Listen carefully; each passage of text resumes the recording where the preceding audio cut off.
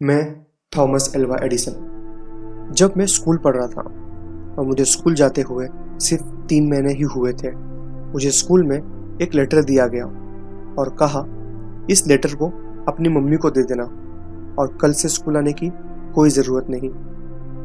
मैंने उस लेटर को अपनी मम्मी को दिया। मम्मी लेटर पढ़ते ही रोने लगी।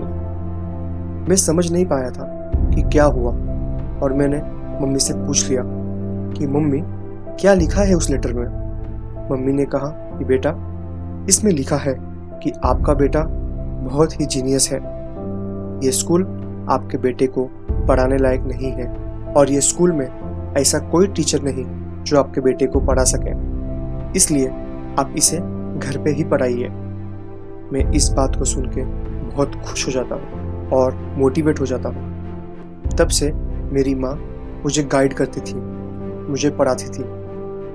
मैं थोड़ा सा बड़ा हुआ तब मैंने जाना कि मेरा इंटरेस्ट फिज़िक्स और मैथ्स में था। कुछ साल बाद मैं साइंटिस्ट बन जाता हूँ और मेरी माँ भी गुजर गई थी।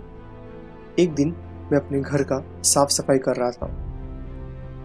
मुझे कबर्ड में एक लेटर मिला। ये वही लेटर है जो मुझे बचपन में स्कूल में दिया गया था। जब मैं उस लेटर को पढ़ता हूँ तब मेरे होश उड़ जाते हैं। उसमें लिखा था आपका बेटा एबनॉर्मल है, वो मन बुद्धि है, ये स्कूल आपके बच्चे के लिए नहीं है। ये पढ़ते ही मेरे आंखों से आंसू गिरने लगे। उस वक्त मैं अपनी डायरी निकाला और उसमें लिखा मैं एक मंदबुद्धि और कमज़ोर लड़का था जिसे मेरी माँ ने सदी का सबसे जीनियस साइंटिस्ट बनाया।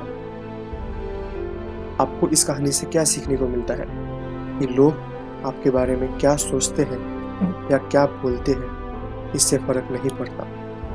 फ़र्क इससे पड़ता है कि आप अपने बारे में क्या सोचते हैं और क्या बोलते हैं।